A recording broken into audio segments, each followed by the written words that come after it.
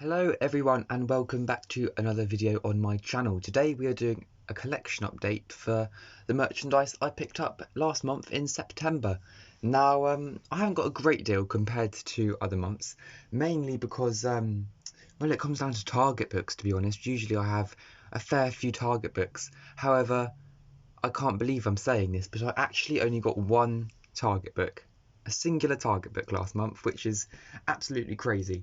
That's not because I chose to, it's simply because I haven't got many left to get, and the ones I have got left to get are relatively expensive and hard to find. So I'm lucky I did get one, to be honest, but Target books will certainly not be making a big substantial appearance ever again in collection updates, very sadly. But yeah, I've picked up some lovely stuff over the last month, and today I'm going to showcase it. So without further ado, let's begin. So we begin this collection update with the latest Doctor Who magazine, which covered John Bishop. There was an interview with John Bishop in here, and it was a great interview actually. I did read it, and it was a lovely little read. There are some great articles in here actually. I'm just gonna have a flick through just to remind myself. Oh, there's we have more sets from I think this is the 10th planet. No, it's not. The Macra Terror. So some great articles in here actually, just typical Doctor Who magazine. A great fact of fiction covering the Web of Fear. There's Anne Travers and a Yeti down there as well. Just some generally good stuff. This month's issue is going to be inside series 13. You can't even see it there, but just up in the top right. And it's going to be I think it's going to be a proper issue actually, because it's a bit more expensive, so it should have some goodies in. I'm really looking forward for that to arrive. It also covers the new Galaxy 4 animation, which has been announced. But on the whole, a very good issue from Doctor Who magazine, and I'm looking forward to the next one, which is going to be a big bumper issue, which hopefully you'll see next month. Moving on, let's do an Eaglemoss figure next. So every month I usually get at least one Eaglemoss figure. This month it was the Quark, which the magazine for some reason is a bit bendy, so it's going to be quite hard to stand up. Oh, there we go. And that's the magazine, and this is the little figure it comes with, and it's lovely. It's so cute. It's not obviously as tall as the others because the Quark is quite small, but the detailing on it is just perfect. There's the bottom if you're interested in that. But it's a lovely little figure. The actual spikes on the head are actually quite sharp, so yeah, you wouldn't want that to sort of stab you really. But it's a lovely little figure, and I'm really happy to add it to my Eaglemoss collection as it is growing now.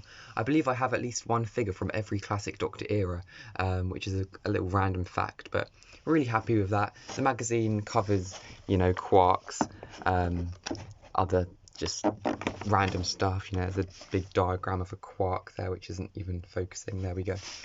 But it's just great, really. A big Quark photo there. But yeah, the Dominators is an interesting story. Definitely not one of my favourites, but I think the Quarks definitely help to sort of improve that story, I'd say. Next up, let's do the Target book. So the one Target book that I did pick up this month was The Mysterious Planet, which obviously kicks off Trial of a Time Lord. And it's a lovely one, actually. It's got a nice blue and red spine. There's the cover. I think I've got this guy, I do have this guy in Eaglemoss, actually. I don't know his name, Drafro, I believe. The giant robot thing. You've got Joan Sims there, looking very menacing.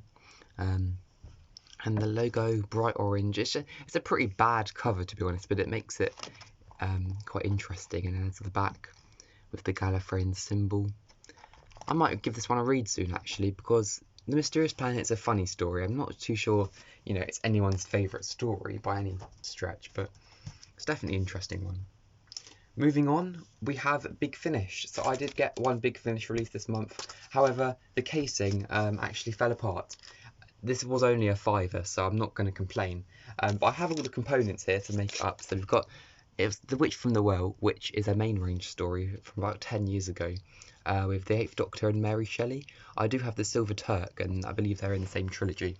And it's great so far. I've listened to the first part, and I'm definitely going to finish the rest at some point, maybe even today. But these are the discs. They come in like a green a green style, which is really interesting actually. It definitely makes a change from, you know, the usual Big Finish artwork. It's almost like the Pertwee sequence, kind of. And then here's the sort of cover thing. Obviously it's going to be hard to show you because it doesn't have a case at the moment. We are finding a replacement case, but for now it's just in pieces, to be honest. But yeah, I'm really looking forward to finishing this one. Part 1 was very strong. And to finish the collection update today, we have some figures. Ta-da! Before I show these figures, I just want to give a little update on the B&M sets. So, if you weren't aware, I was actually sent one of the B&M sets to sort of sample review, which were the Power of the Daleks. And they're lovely. They're a lovely set, and I did film a review for them. But I was planning to do a big overview video of all the B&M sets. However, I haven't been able to find the Sensorites or the Day of the Daleks sets. I did obviously find the Marinus sets, but so there's sort of an incomplete video there. However, you know, if I do find the sets, I will release the video. I might just not bother this year. But my thoughts on the Marinus sets are that it's lovely, and the Power of the Daleks sets are also lovely.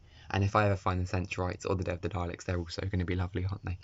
But in the meantime, I picked up Unit 1975, the Terror of the Zygons set, for about 12 quid on Amazon, which wasn't bad at all. I never managed to find this set last year, so I'm really happy to add it to the collection. I have already opened it. I've just put them back in their box to make it look neat, but we're going to open them up and look at the figures in closer detail.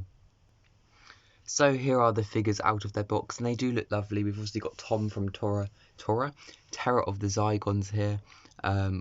Benton from Terror of the Zygons looking lovely. I love this camo sort of jacket that they have. The detailing on it is fabulous. The jacket on Tom as well, the scarf that had the beret hat. Is it a beret? It's not a beret, is it? It's a weird Scottish thing. It looks brilliant. And this unit soldier, as he's called, which is actually just Captain Yates with a moustache, looks awesome as well. I do think they could have maybe done a brigadier in a sort of Terror of the Zygons variant instead of the unit soldier, just for variety's sake, but hey ho. They also do come with these guns, which I just can't be bothered to put in their hands, which are quite interesting. I don't know if they were actually used in the story or not, but they're very interesting to have. Overall, it's a very good set. I'm very happy to have this in the classic collection. I mainly got it for the sort of Tom variant, really, because he does look absolutely stunning in this Terror of the Zygons outfit, which is, again, a great story from season 13. And that's about it, really. It's a very good set. So there we have it. Overall, it's been a pretty successful month. Not as busy as other months, but still, I'm really happy with the merchandise that I have picked up. And that's about it, really. This will be the final collection update in this sort of summer house wooden setup, because we're going to be moving back into the winter setup as soon as November kicks in. So yeah, this summer has been great for merchandise, really. I've just think of all the Target books that I've got, which is, I feel a bit lost now, you know, without buying a Target book every few days. It's very odd, but it's good for my savings and my money, I suppose. But yeah, thank you very much for watching this video, guys. Please leave a comment and a like down below. You know, what's your favourite piece of merchandise here? Do you have any of this merchandise here? Blah, blah, blah. So yeah, I'll see you in the next video, whenever that may be. Bye for now.